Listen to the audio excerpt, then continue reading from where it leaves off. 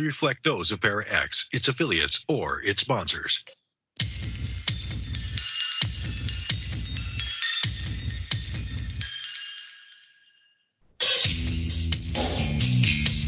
Supernatural, metaphysical, paranormal. You know, all those things you've been wondering about? Are you ready to go deeper into the realms of the unknown? I hope you've got your walking shoes on, because life is an adventure, and this is the journey. Come on, let's go.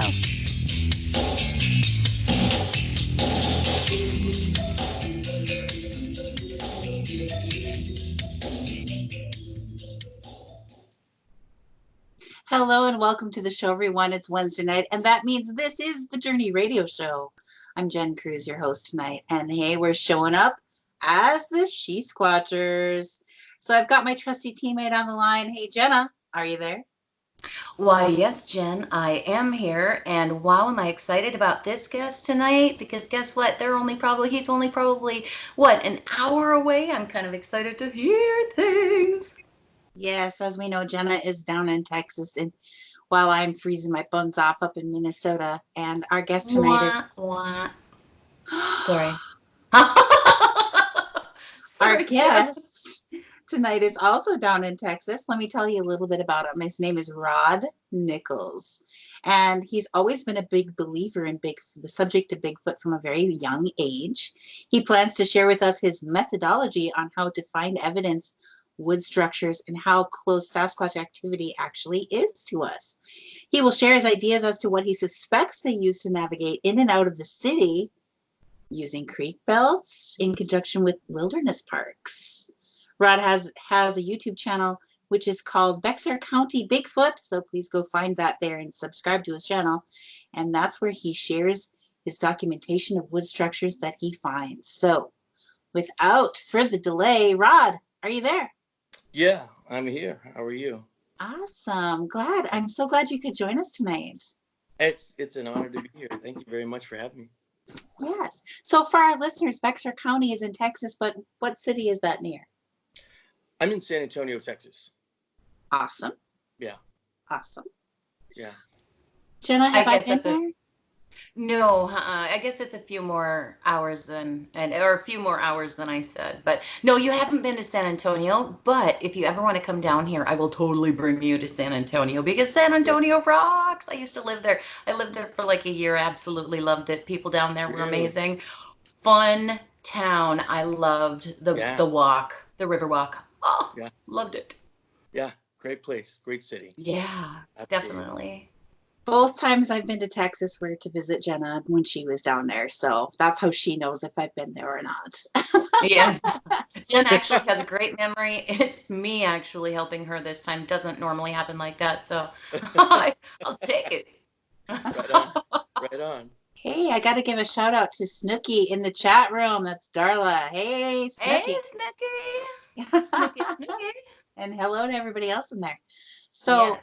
I'm excited to hear about this methodology that you've got. So tell me a little bit more about that and how you came upon Yeah. this information. Didn't you say you modified it somehow?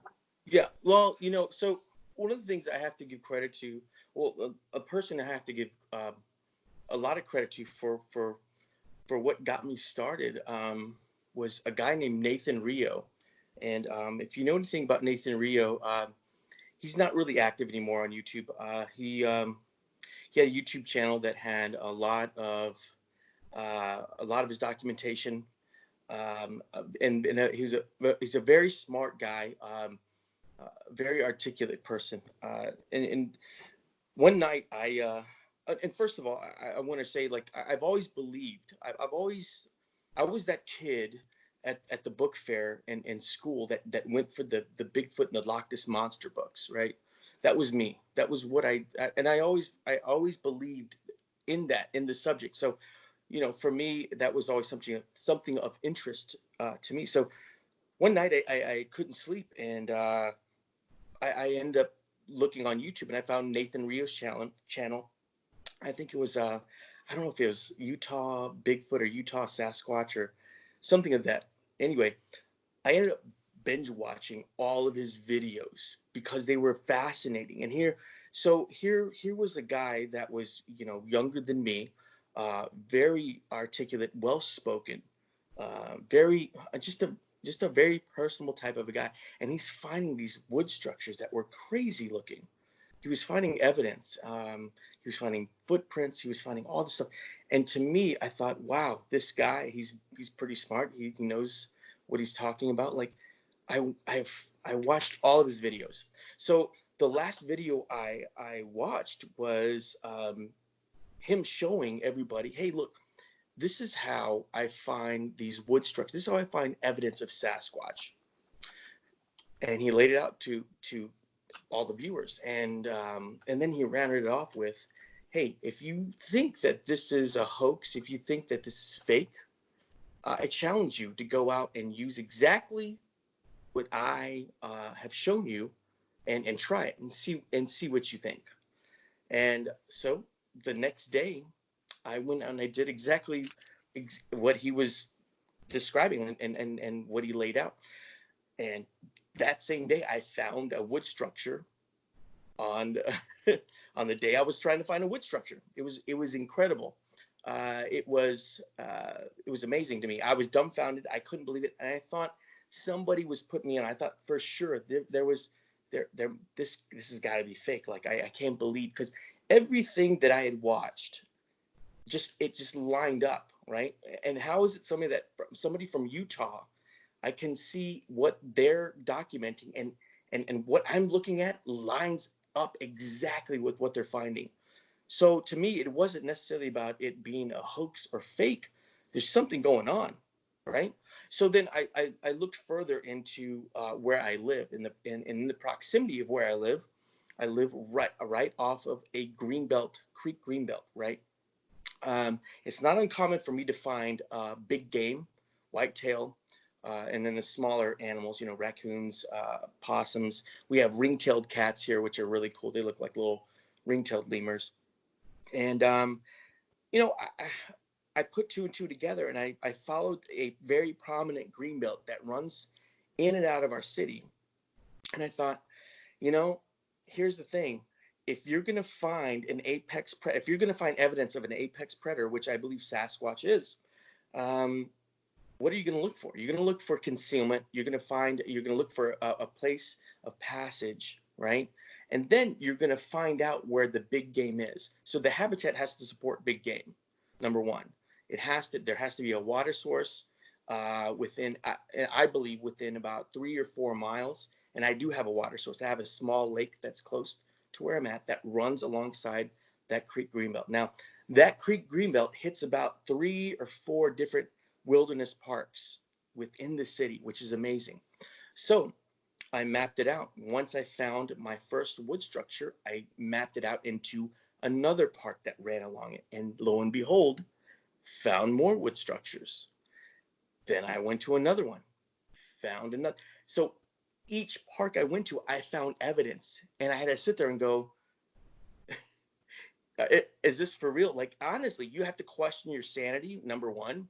Number two, I have to debunk what I'm looking at. Did people do this, right? And here's the thing.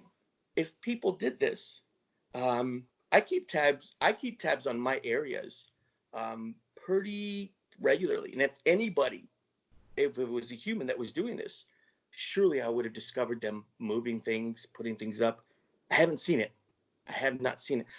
So that led me to believe that there might be some Sasquatch activity going on, right? So I started posting everything that I documented, videos, photos, all that stuff.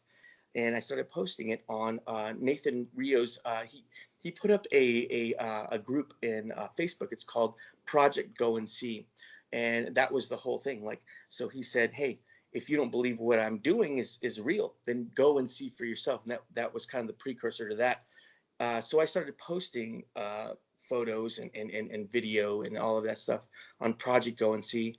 And a guy by the name of Christopher Noel got a hold of me. He said, hey, man, he's like, what you're finding is pretty crazy. Like, where are you? And I'm like, I'm in San Antonio, Texas. He's like, wow, this is insane. Like, I'm looking at what you're posting, and this is some crazy stuff. And I'm like, you're telling me, man, I have no idea what I'm looking at. At that time, you got to remember, I'm new. Like I have no idea of the characteristics of Sasquatch, or at least the encounters that people have had, and they've talked about what they do or what they've seen and things like that. So I'm just a guy that's posting stuff that I have no idea about, and it's just intriguing to me. And so here's a man that's written several books on the subject and has studied Sasquatch for uh, God, probably half my life, and he's telling me, he's like, you've got some legit stuff.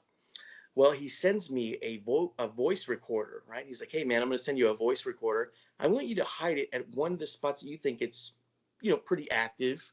Let it sit there for about 48 hours. I'm going to show you how to set it up and everything. So he sent it to me, and I set it up and let it sit there for about 48 hours.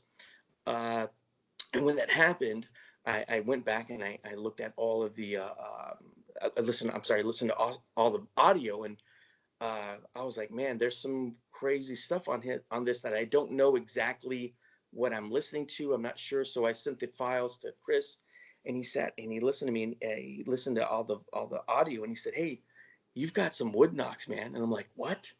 Are you serious? He's like, listen to this, and then sent it to me, and then, oh my God, wow, I do, like several wood knocks, and there was something, and I don't, and mind you, I'm not there. I don't know what this thing is. There was something that I'd listened to for a couple of hours where it sounded like something came up, sat down, and just sighed and just kind of moved and shifted. Like it almost sounded like somebody to me that was sitting down, and you kind of shift your weight from what, when you're getting tired. And I heard this, type of thing. And then I heard this tapping on the device, as if they found, or whatever it was, found the device and was tapping on it and was like, hey, what's this? And it was really odd to me. And I thought, nah, that's got to be a raccoon or something. But whatever it was that was sitting there sounded pretty heavy, because I can hear the weight shifting. I can hear a lot of things going on. I'm like, this thing's big, man. I have no idea what it is. And then, along with the wood knocks, I was like, wow, this is insane. So, that's how it kind of progressed for me, as far as, looking at and documenting Sasquatch activity in my city. And it's basically off of a creek greenbelt, and it supports big game. It's easy for concealment. In fact, I've found whitetail. I found a whitetail carcass that was literally broken in half at the back, and I thought to myself, there's there's nothing here that's going to do that. Like, you can't give me it's bears or it's big cats. There's nothing really like that here, So again, it leads me to believe that I have some legitimate activity, and I believe that fully myself. But there are skeptics out there, and somebody would say, San Antonio, Texas, what? There's no way. And then I have to remind them, hey, look, this is a species. This is not just one, right? When you say Bigfoot, they're like, oh yeah, he's out there, and That thing, how does he travel? Right? How does he get from state to state? That's amazing. How? No, right? No, it's a species, right? And so, anyway, rounding it off with, hey, this is how I got to know everything and how I got into it. That's exactly what happened. Through if it had not been for Nathan Rio and his videos, I wouldn't be here, actually. So pretty interesting stuff. Well, thank you, Nathan. Yeah, Yes. absolutely. Right? Absolutely. So, how close to high populations are they coming into, and why do you think they're coming in so close? That's a good question. So, where I live in the north central part of San Antonio. Where I live, now I'll tell you this. I grew up in this area, the same area that I'm in right now. I went to high school right down the street. I've been here since I was 13 years old. I'm 45 now. So, yeah. I saw that. Sorry, I made a crazy face like, what? But I was just teasing. Sorry to interrupt. What is this trickery? What is your secret? Anyway, I've lived here pretty much almost my whole life, so I've seen the city develop. I've seen wooded areas come and go, or things develop. So for me, it's not far-fetched to say that this activity is so close. Uh, Let me back up. It's not. It's safe to say, like, it's one of those things where it's like, oh, they just started doing this. I'm pretty sure they just. No, there's no way. They've been doing this probably for a long time. The creek that I'm talking about is a very prominent creek, Greenbelt, and it was historically it has been used to go into San Antonio at one point in time from the Native Americans. They used this creek. There's history behind this. There's actually a battle that went on this creek. Okay, so there's some real history here. So where I live, it's pretty populated. It's not you know, there's one property here and then there's one property way over there, and it's a very urban area, right? The reason why I think they utilize this area, and I'll say one, I'll tell you why. What I believe anyway. There is an abundance of whitetail that run through this creek greenbelt. An abundance. In fact, it's so much so that the city goes, "Hey, this population's getting out of control. We need to control it somehow." There's a lot. There's a lot of whitetail. Whitetail, good eating. I mean, venison is it's a good meat, right? So it makes sense. It makes total sense, right? So what I believe and what I feel like they do is they utilize the creek greenbelt that runs a little bit outside the city. They utilize it to go in. They do their thing, and then they come back out. Now, outside of the city, where I'm talking about, that creek greenbelt runs through, it opens up into a big, vast, thick area where if you didn't want to be found, ain't nobody going to find you. It's a huge, huge area. It's thick. So there you go. If you want concealment, you want to hide, you can run through that creek. You can do your hunting, run back out. There it is. Now, I'll take it a step further. That area that I'm talking about, that opens up into a big wooded area, that area is what's called the Edwards Aquifer Recharge Zone. That's where we get our water. Now, the Edwards Aquifer is a big underground cavern. Okay. So, and nobody really truly knows how big that cavern is or how deep it is. We get our water from it. So there you go again, right? I'm not saying that that's exactly what's happening, but it makes sense to me, right? When you say cavern, is it like cave systems or is it like a sand-filled water area? Cave systems. Cave systems. Yeah. Yeah. So there's yeah. So to me, if you wanted concealment, I would utilize something like that where it's a thick creek greenbelt.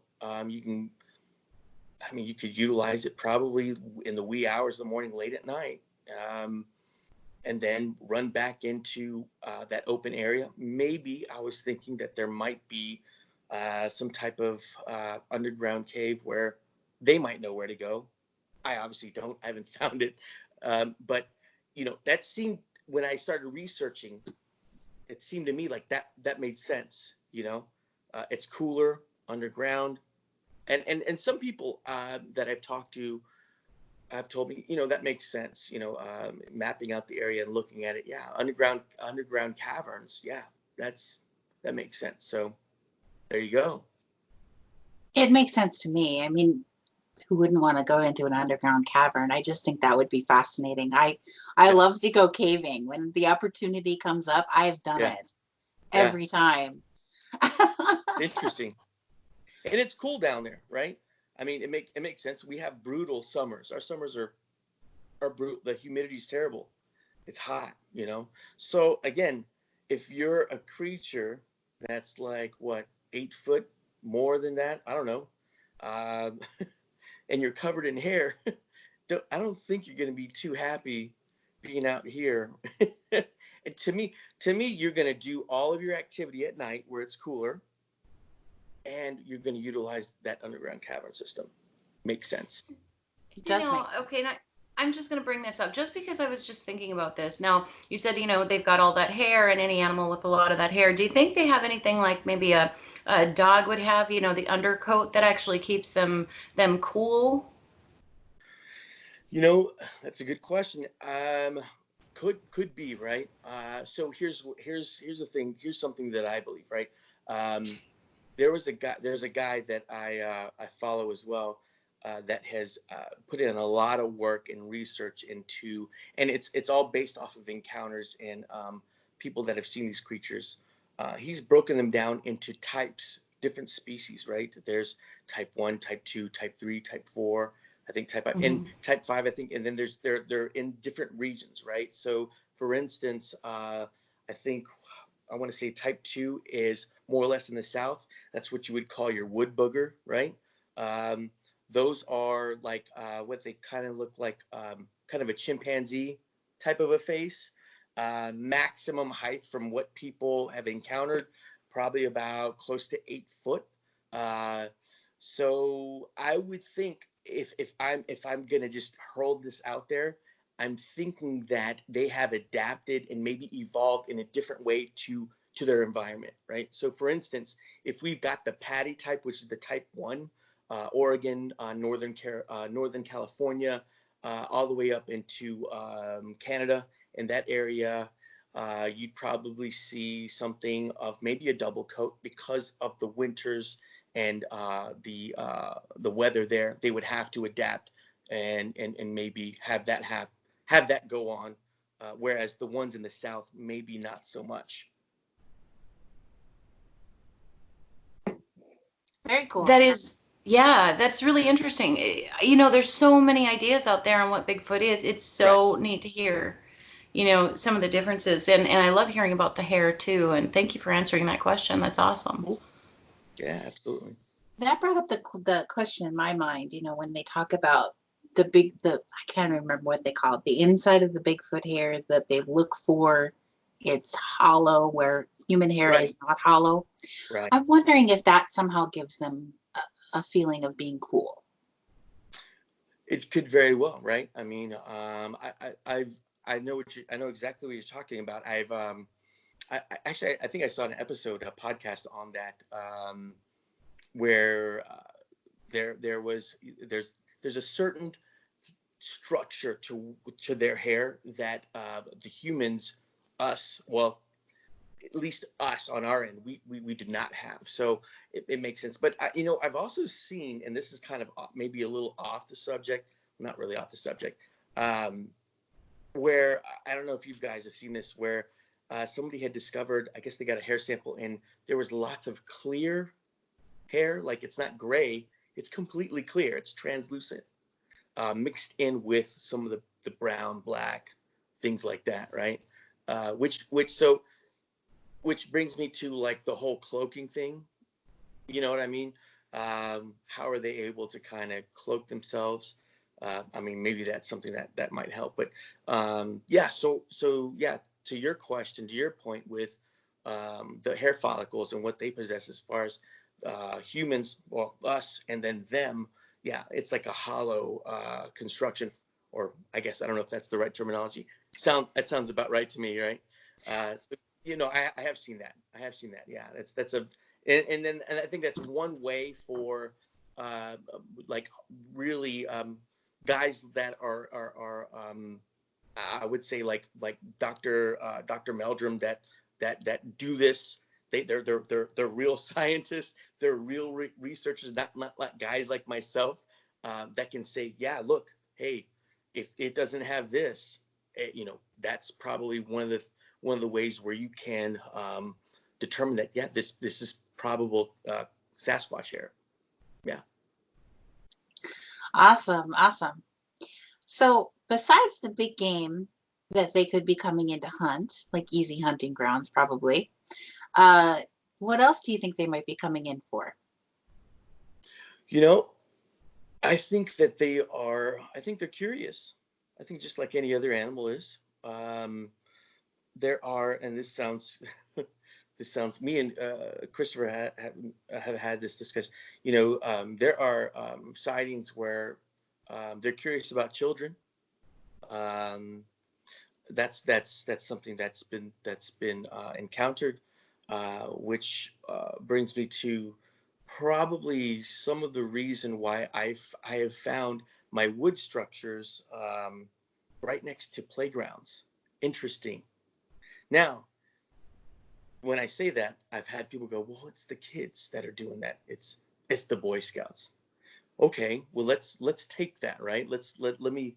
So you're gonna tell me a troop of Boy Scouts or kids are gonna pick up, I don't know, 10, 12-foot trunk, you know, about 150-pound trunks. right, 150. Yeah, we're talking big pieces, right? I'm not talking about little Yeah. twigs or medium-sized pieces, and then fashion them in a way where it looks great, like a little shelter in some way, right? So, I don't think that's happening. But the structures that I found, it's interesting. I have found some right next to playgrounds, and one of them that I had found that was really huge, it had some really huge pieces. I found some kids playing in it, right? It was really interesting to me. I walked up to it and I was like, hey, did you guys build this? This looks great. You guys did a great job. It's like, no, we didn't build it. We don't know. We're just playing around in here. Like we're just having fun. I'm like, oh wow. So I mean, one of those things again. I don't believe it's kids, right? Kids that are picking up 10, 12-foot long pieces that are probably like 12 inches around. You know what I mean? Like, come on. There's no, there's no way. And here's the thing. Um, I've had people tell me, well, it's homeless people. Okay, let's take that avenue there. So the structures that I have discovered, and you can look on my YouTube channel, do not keep out rain or sunlight. There's no cigarette butts. There's no beer cans. There's no water bottles. There's no soda cans. There's nothing like that there. So again, you have to rule that out. And then if you're going to go back to the kid thing, I'm going to tell you, I have a 15-year-old son. The last thing he wants to do is go out in the woods and pick up big pieces of wood and fashion them in a way out in the heat or outside when he could be inside on Instagram or Facebook, right? Oh And yeah. that's the society we live in. So to tell me that it's kids or anything else, I don't think so. And I mean, I think that's just the reality. And that's how I came to the conclusion that there's something crazy going on here, really weird. Like, and not only that, I've found a few footprints. The hard part about where we live is we have very hard ground. We have bedrock right underneath our soil. So any imprints that I find or any prints that I find, I can't cast them. Either they're not as heavy here, uh, uh, or the ground's. I believe the ground's real hard and it doesn't make a big imprint. So hey, there it is. So one of those things, I guess. I don't know.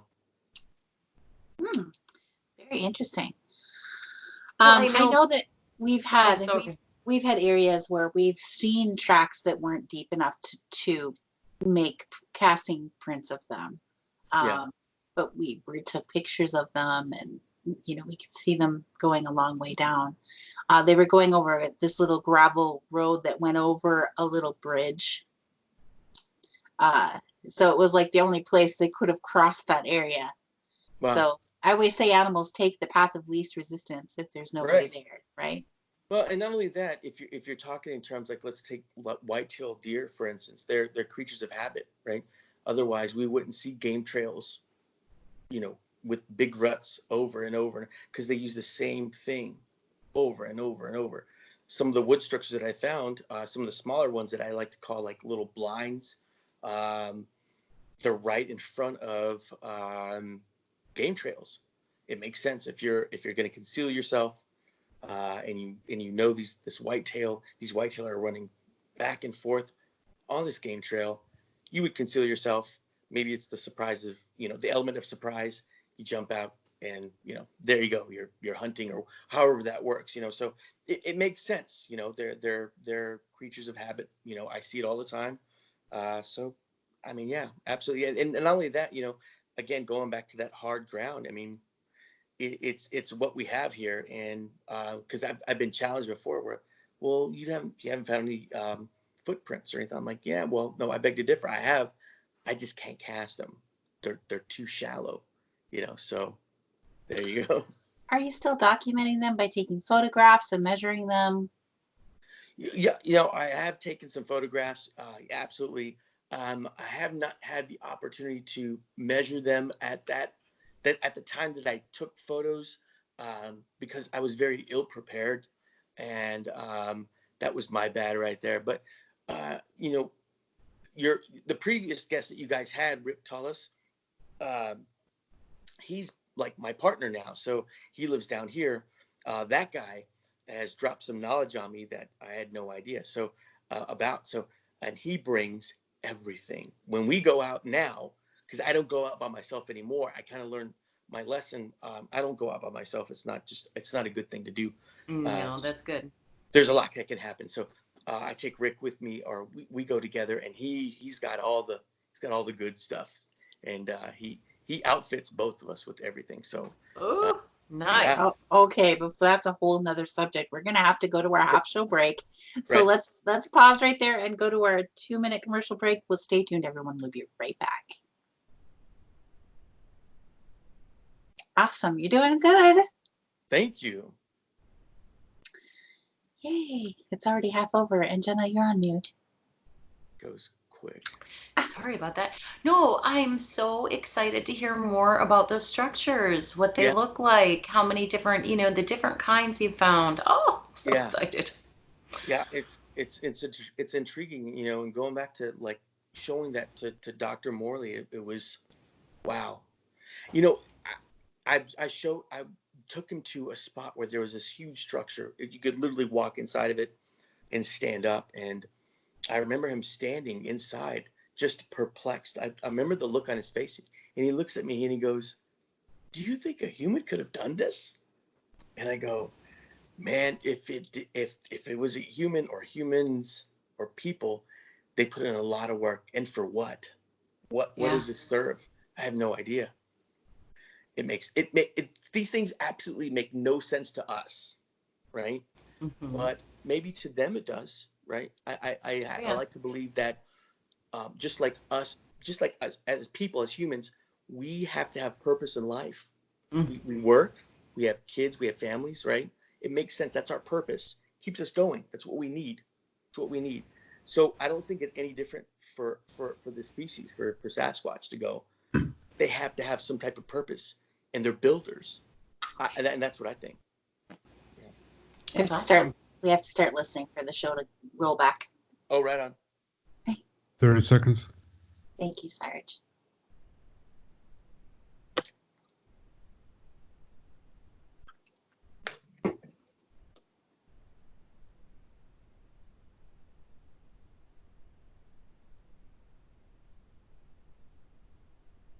Ten.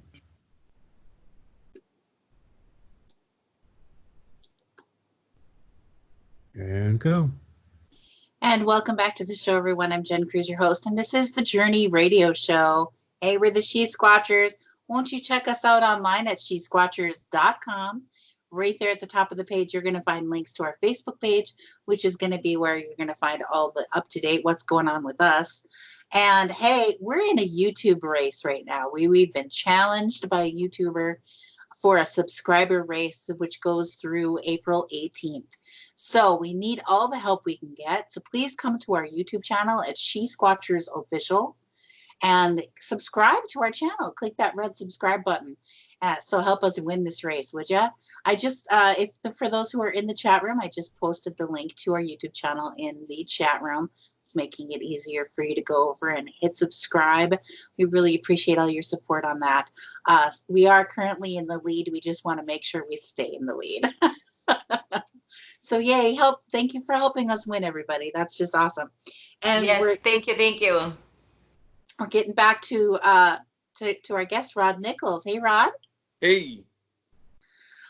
I'm fascinated by stick structures and the various different kinds that are out there. Can you tell us about the kind of stick structures that you are finding and what you believe that they are for? How big Sure. are they? What do they look like? And what do you think they're being used for?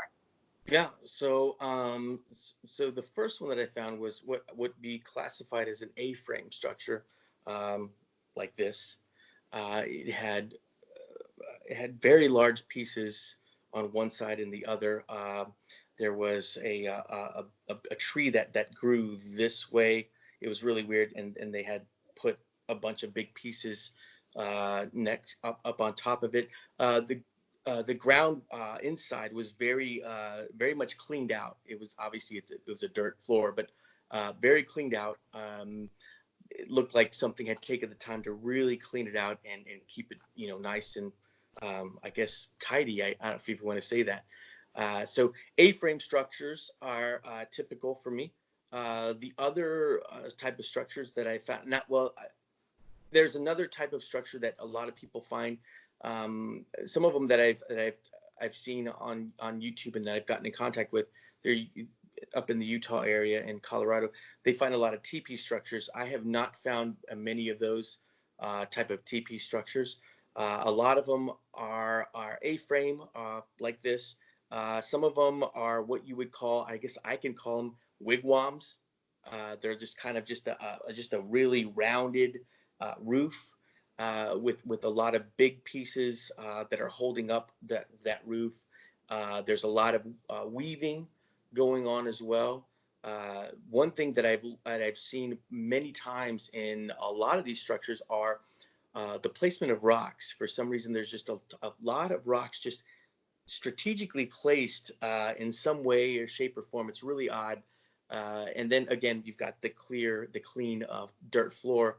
The other type of structures that I have found have been the wigwam A-frame. Some of them are really interesting in the fact that they're just like flat type of roofs where they have taken maybe a tree again that's kind of grown abnormally, and then they've stretched really long pieces into another tree where they've gotten a real flat type of roof, and again, some type of weaving with a bunch of little other sticks as well. Some of them you can stand up in, and I'm about 5'10", so I mean I can stand up in some of those. Surprisingly enough, you would think with how big and tall these creatures are that they would be really huge, and some of them are, but the majority of them are not, which is very fascinating to me. Which is why some people had said, well, it's people doing it. Well, the thing is, the characteristics of each structure are very pretty much in line. They're kind of one the same, right? So we find the rocks that are fashioned in a certain way, kind of the same way in each structure, right? The other thing that we have found that was a constant theme was the fake fire pit, is what I call it. And the fake fire pit usually is, and in most cases, at least for me, it's right next to the structure. For some reason, they have taken rocks and they put them in a circle, right? And they put like a bunch of timber and little pieces of wood in the middle of it. Mind you, nothing has been lit, nothing has been burnt. It's just there, timber. And I find that in a lot of different areas, and so, and I'm not the only one that has found that stuff. You can talk to many people that are in the Midwest, in the Pacific North. They find the fake fire pits along with the structures. So that's kind of a common theme. So the other thing that I have found inside these structures, no matter what the shape is there's always a certain kind of odor that's with them. It smells kind of like wet dog and bad BO. It's kind of weird. So again, that's one of the other characteristics of some of these structures that I find. So if those things kind of line up with the rocks, and we've got kind of the fake fire pit, and we've got some of those things going on, to me that just kind of says it all. And I go, well, a human didn't build this. I could tell you that right now. So there you go. So I got to tell you that Rick Tullis is in the chat room now. He said he's been listening, but he had to figure out how to get in the chat room. He says that you are spot on. Right on. Oh, hey, Rick. Hi, It's Rick. Jenna. Right on, brother. And we have a question in there. It's a good question. Sherry's asking, are structure types region specific by subspecies? No, I don't believe so. Not at all. So good question. going back to the subspecies, right? You got, and again, these are all based off of eyewitness encounters, things of that nature. And I have to give a credit to Matt Squatch from YouTube, who has taken the time to break all this down and share this with us. So here's what I know, and I'll tell you what I know. In my region, they build them. We talked about that. I can tell you in Utah, that's what's going on too. The structures in Colorado, there's a gentleman there that's very very popular researcher. His name is Mark. I think it's Mark Abel, Colorado Bigfoot or Colorado Sasquatch. Anyway, he's documented so many crazy structures up in his area, and they all lined up with what I found. You can go to Northern California, Oregon, all these places, Oklahoma, Arkansas. They are building structures, and everything that I have seen, at least from the video perspective on YouTube, lines up with what I've seen. Right. The only thing I will say this: the only area that I have not seen, and maybe I'm missing something, wood structure wise, has been Florida, the skunk ape area, Mississippi, and maybe I'm wrong. I know that M.K. Davis is in Mississippi, and he finds some of the stuff that he finds, or the evidence he finds, is a little different from me. He's got a lot of the tree bends and the tree breaks, things of that nature. I have not seen so many wood structures in that area. So I would say maybe Mississippi, Florida, in that area. I have not seen any evidence so much with the wood structures. So what subspecies are the skunk apes supposed to fit into? So skunk ape and so forgive me if I'm not the best at this with my remembering. So the skunk ape looks more like a baboon, I want to say.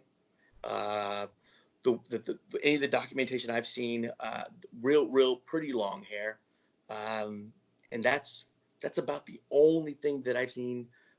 And maybe I should try to connect with somebody from Florida to find out more about what they're finding, their species, or the encounters that they've had there.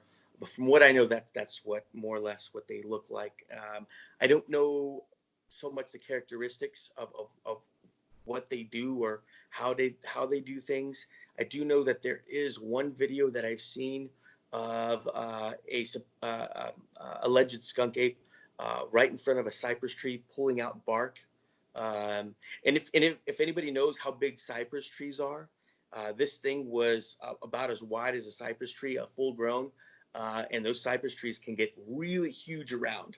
So this thing was really big. It was tearing up a lot of bark or internally inside the tree. So that's about all I know about that subspecies there in that area.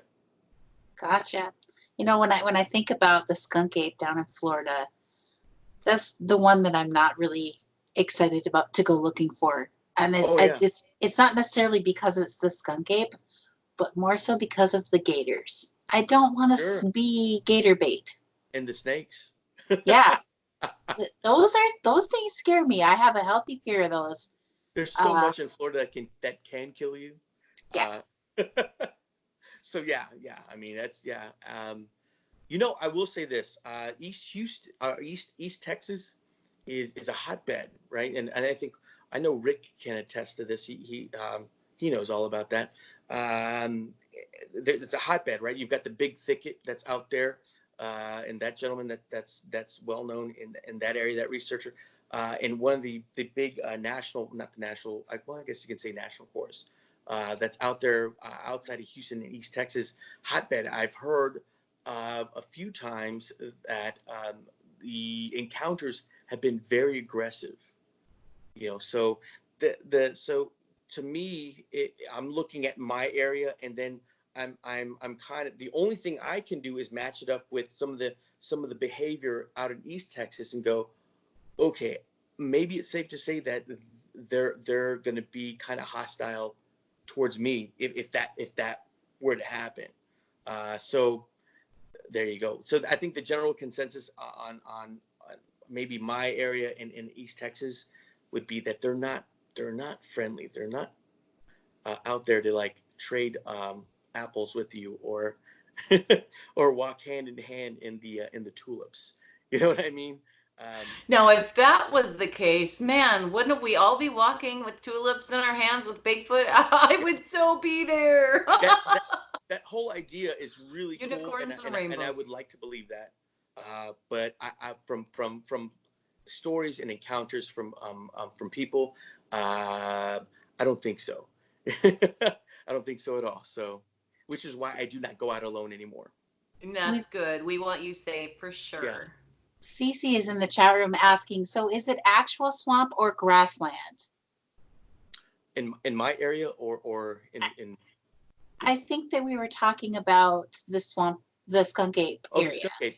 So that's going to be more of a swampy area, right? If we're looking at Louisiana, Mississippi, Florida, so the more southern areas are going to be more swampy. To my knowledge, as you get further north, there is still some of that going on, but not as prevalent. So further south, I would say more swamp. Yep. Sherry's asking if there's any crossbreeding going on. Good question. So you know what? I have to go back to Rick telling me a story about an encounter of, and I want to say it was somebody, I believe it was in Texas, that witnessed, had an encounter with one of these creatures, and they said the face looked like, and forgive me for this, because I'm not too, if I'm trying to remember the story, it looked like a chimp, which is kind of in line with some of the, I guess the type that's down here, or at least allegedly. It looked like it had some type of, like it had a different face. Like it looked like it wasn't right. You know what I mean? Like it just looked, and we were talking about that.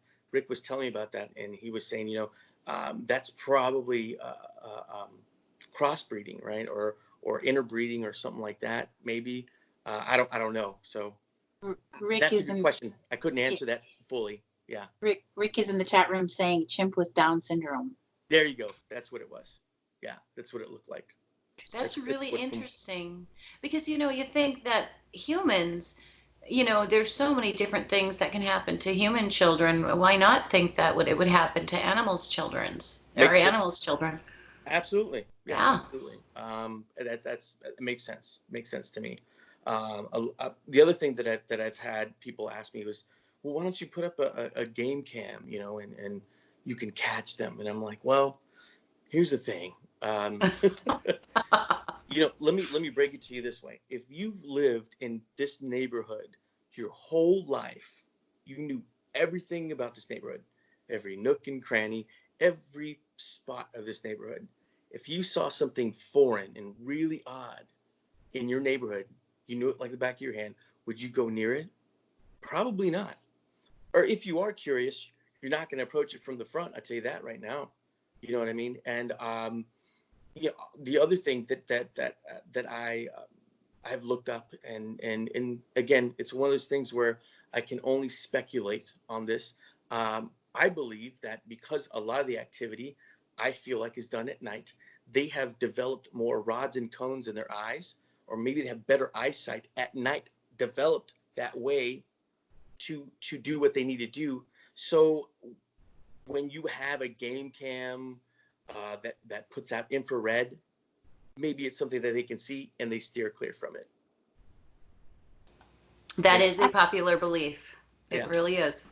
That could be. I know that for myself, I can hear those infrared night vision cameras. They give off a high-pitched squeal that most adult people cannot hear.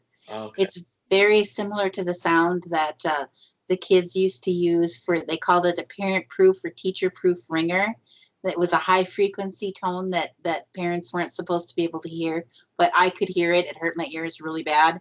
And to me, when we're using our monocular night vision and our unicular, more so than monocular, it gives off this high pitched squeal that I can't hardly stand it.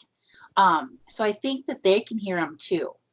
Yeah, absolutely. And think about it this way: if you are anybody that's been hunting your whole life, you've been out there in the woods on your lease, on your property, your senses are heightened automatically. Your hearing, your sight, everything is heightened. And if you spend a avid amount of time, right, consistent amount of time, you yourself, you'll have that happen within you. You'll have the better eyesight. You'll probably have the better hearing. You'll know. So for me, I'm looking at an apex predator that hunts, and they have to eat, right? They have to hunt. They have to be cunning. They have to figure out how they're going to bring home the bacon, so to speak, or the deer, or whatever it is. So they've got to have all of those things. The element of concealment, right? You gotta be able to conceal yourself. You got to be able to understand your prey, whether if they're a creature of habit, running back and forth wherever they convene. You got to know that, and then you got to have a game plan. You got to know how to flesh them out, how to effectively hunt, maybe corner them. I'm not sure, but it seems to me that would be the case. And I think looking at somebody that has hunted for a long time, those senses are heightened, and I think it wouldn't be any different with the Sasquatch. Very much so. Very much so. Mm-hmm. I can just imagine what we smell like to them. I thought about that too. Yeah. Oh, I was thinking about what we eat actually before we go out, and I thought, maybe a week or two before we go out, we should just eat non-processed, straight food from, like carrots, just vegetables, fruits, things without the poisons on them. I don't know. That's just my opinion. I was actually thinking about this not too long ago. Yeah. So I don't know. I think we should try it. That might make us more appetizing. It might. No, That's true. But you know what? Wouldn't we smell a lot better? Because we do smell like what we eat. So I'm just thinking, that's true. That's true. But then again, what do they eat? So really, we think they stink. Well, I've heard before that sharks don't think that we taste good because of all the icky stuff that we eat, and animals generally don't think that we taste good because of that. I like not tasting good. Yeah, I like that too. I think I'll stick with that. I like that. That's good for me. Yeah, I just want to system out and see what happens. Okay, Jenna's on the buffet. I will be the buffet meal. I'm just kidding. I don't want anybody to eat me, please. No, Bigfoot. Please. We don't need that. Rick says, they're looking for somebody with good taste. That's right. Yeah, there you go. They're not going to like it. Yeah. So, no, I'm all about not tasting good. I'm good. I'm good not being the food. Yes. And speaking of taste, somewhat, I was wondering about the fire pits. I know you had brought those up about the fight that, what we're talking about, the fake fire pits. Yeah. What do you think that means? I can only speculate that maybe they've seen us camp and they think that that's something that you do. And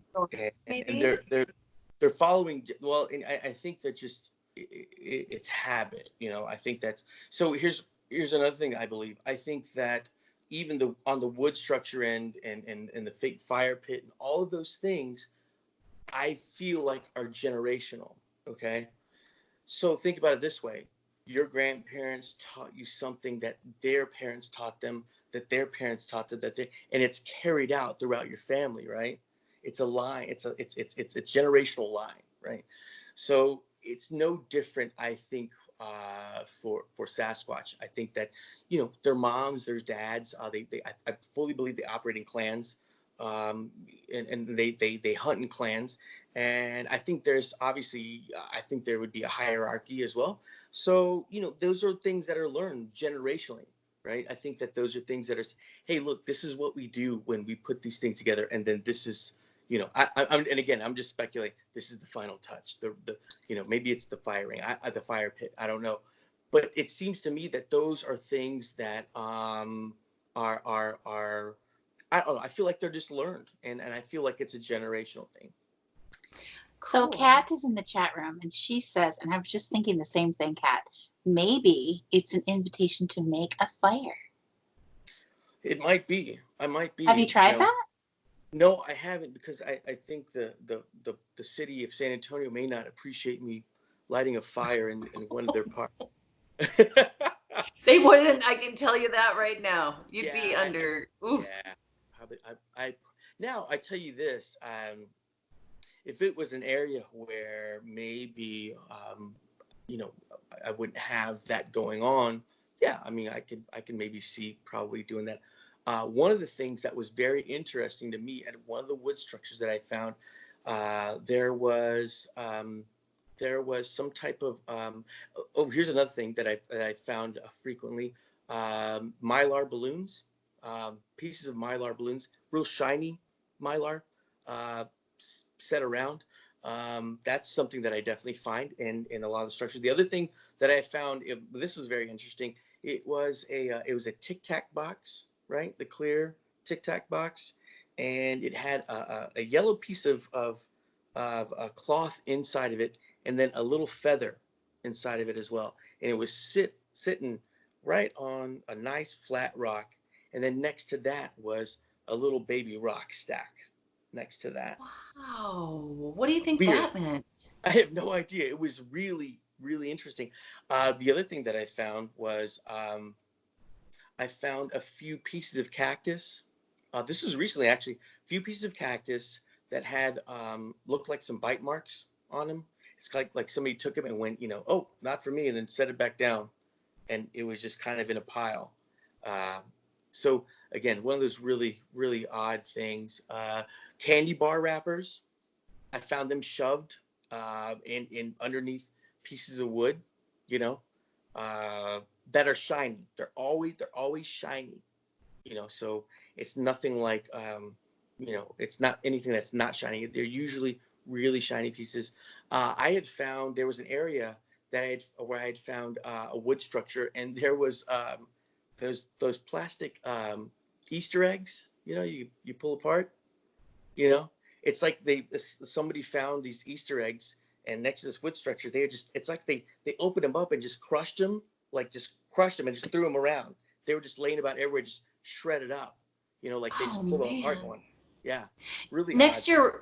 next year, when I come down here, I would love to get together with you somewhere. Hopefully this Yeah. whole virus thing will be gone, because Yeah. it's very, very scary. One more quick question. I know we're somewhat at the end of this show almost, but I wanted to ask you, do you ever find small piles of the small twigs near those wood structures, especially the ones that you can see that they've been weaved in?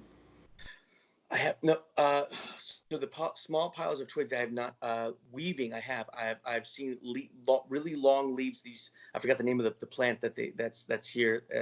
It's a really long leaf, and I have seen lots of weaving of some sticks together, trying to fasten them. Maybe for some support.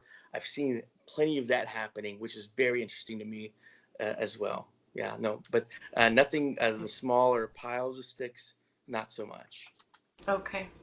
Is there one thing I can just say real quick? Yeah, we have 1 minute left, so please also tell people how to find you online. Real quick, yeah. You can find me on YouTube, Bexar County Bigfoot, Bexar County Bigfoot. I'm on YouTube. The other thing is, I'm also part of a group called Sasquatch and Civic Duty. It's Christopher Noel's group, and it's about bringing awareness to Sasquatch to the public, and kind of just giving us an overview of everything Sasquatch, and just basically spreading it out to the public so we're better educated. So that was one of the things I wanted to mention real quick. And that group is on Facebook, and we are out of time. So Sasquatch and Civic Duty on Facebook. So go check out that group. everybody. I joined it yesterday or the day before. It's pretty cool. So I hope you have a great evening, everyone, and we'll see you next week. And thank you so much to Rod Nichols for joining us tonight. Thank you. Good night, everyone. Thank you. Thanks, Rod. Good night.